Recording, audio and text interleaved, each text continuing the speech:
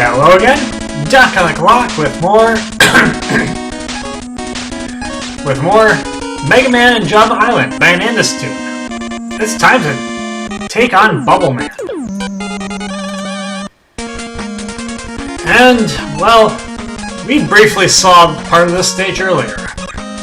And when we saw it, I did not do very well on it. There's a hint. I'm not going to do that great on it this time either. Although this time, I will at least finish it.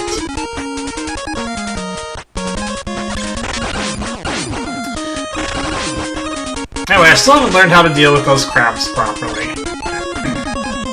There is a better way to deal with them. Also, my shields look remarkably like those little rotating things. I don't think there's any way to destroy those, so I really shouldn't waste my time and should just move on.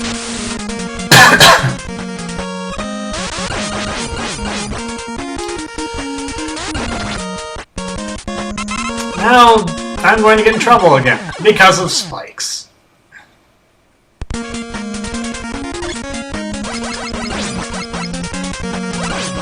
And spikes aren't going to be the only things to get me trouble. I just kind of slipped off there. I was trying to make sure I got far enough to jump over it, and I ended up not jumping at all.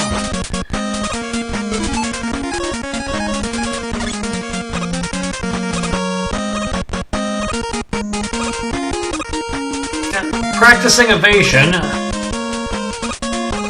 which is probably the best course of action for those crabs, but I do eventually figure out a better way of destroying them. It's really just not worth the time, I think.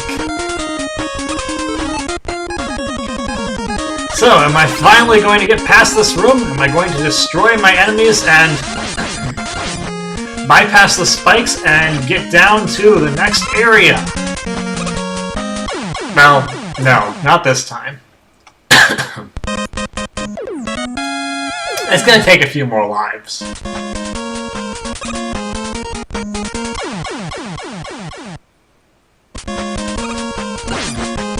So now I actually got past them, but then that one got me.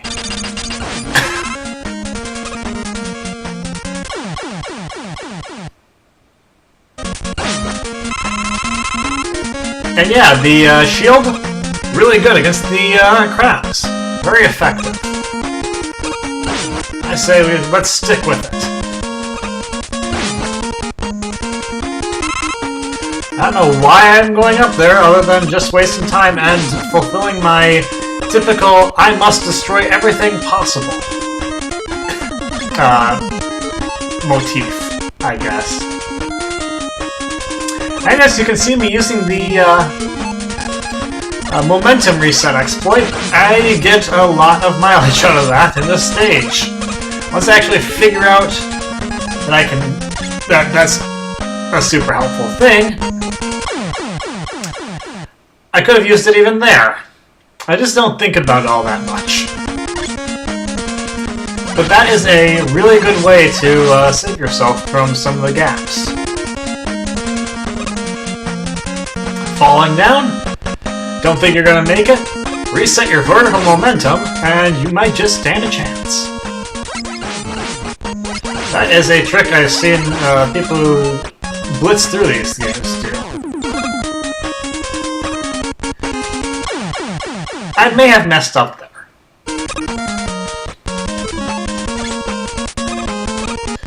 There are invisible platforms that you can stand on. I can't. You can barely see them. I don't know if you'll be able to see them.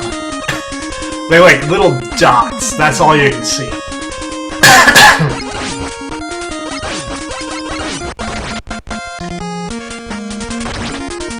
Yeah, I kinda got messed up by being hit there. And that brings me all the way back here, where I proceed to die more.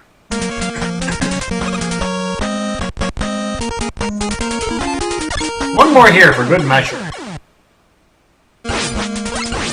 But, finally I've made it back to where I need to be, and use the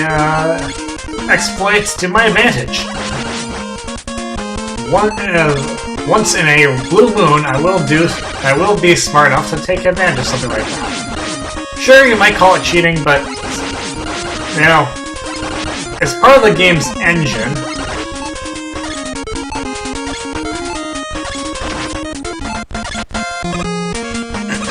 So, you know what? I'm gonna take advantage of it. And here we see that the frog projectiles are in fact affected by water physics. I wish they were affected a little bit more so that they would actually sail over my head instead of landing on top of it. And now we have a very strange section. These things just pop up right in front of you and right behind you. If you move too far forward, you're going to run into them, but if you're standing still, they are not going to encroach upon your space. So it's kind of like the flying fishes in the Super Mario World game. If you stay in a particular position relative to their appearance, you'll be fine.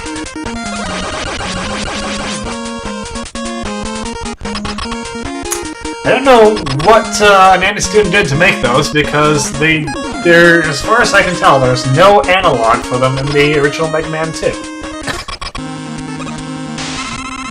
Anyway, it's time for Bubble Man.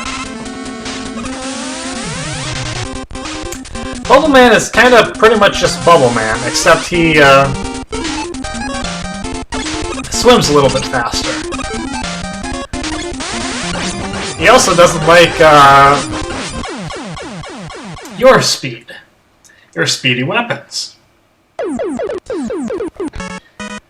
7 hits with the quick boomerang-esque thing is enough to deal with him. And for defeating him, we get the Bubble BSD. What's a BSD? Don't ask me. Phone call from Dad, we also get item 3. And that utilities us up, and that finishes us off. That's all from me for now. Until next time, this is Doc. I'll see you later.